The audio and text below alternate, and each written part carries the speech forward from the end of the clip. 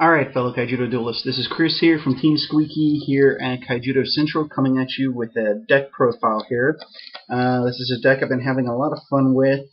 It's a change of pace deck for me, really, from what I play, but when I want something just to get out of the norm, this is kind of what I revert to.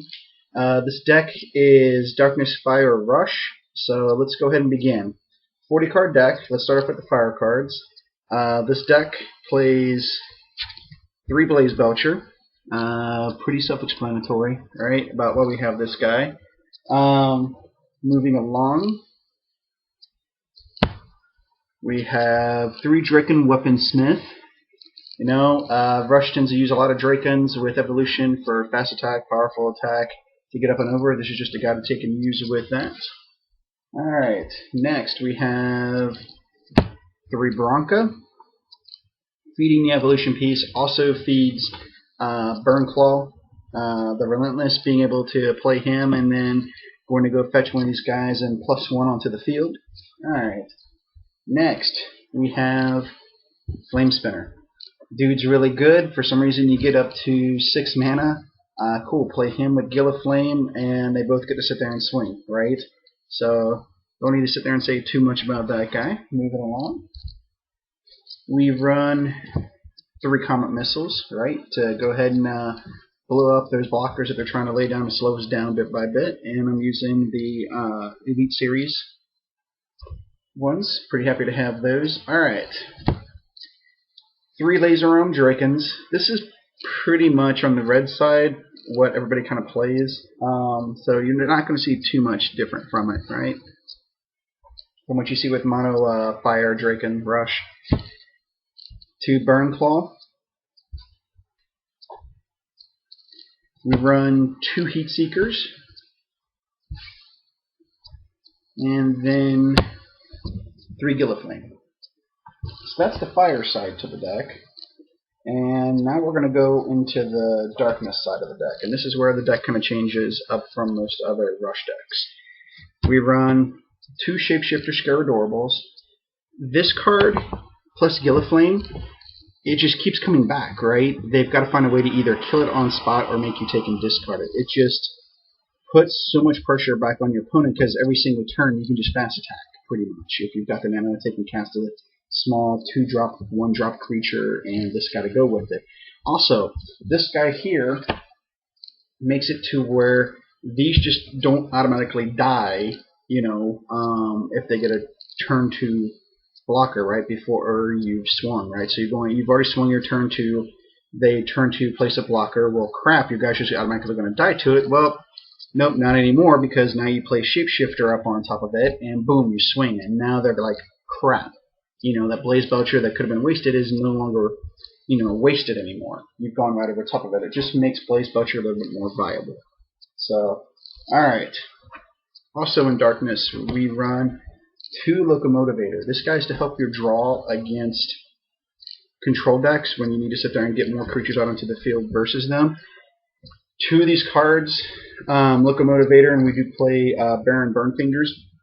Don't play these guys unless you absolutely have to, versus another Rush deck slash aggro deck. You got to sit there and choose your points with them. You don't want to be pulling your shields up into your hand when there's another aggro deck coming right back at you. So make sure to know when to play Locomotivator, and obviously Baron Burnclaws as well, or Burnfingers when I show you that. So, okay. You have something that no other Rush deck has. Scaradorble with Gloom Hollow. You actually have a blocker, right? Where the Drake and Rush decks just kind of go, oh, now I got to try to get past that, right? And while they do have, you know, Common-Esses and stuff like that, most Mono Fire Draken decks do not have blockers. You have a blocker that can actually continuously attack and continuously put pressure back up on them. So, alright. Also with Darkness, the last 3 cards in it, you have 3 Bone Blades. Removal, Shield Blast. Can't sit there and say enough about it. Alright, moving on to my multi-civ cards. We do run 2 Baron Burnfingers. With this particular card, like Locomotivator, you have to choose when to play it. You got to know when to play these cards versus other decks, because it's not a May effect. You have to take and do it. right? Locomotive comes into the field, you have to immediately draw a card from your shield. When this guy blows up, you have to draw a card from your shield. Not this Tuesday, but last Tuesday, there was a player who didn't realize he possibly could have won versus me in the third round, and he had one shield left, and he drops 3 creatures, and I only have 1 blocker at that particular point, right?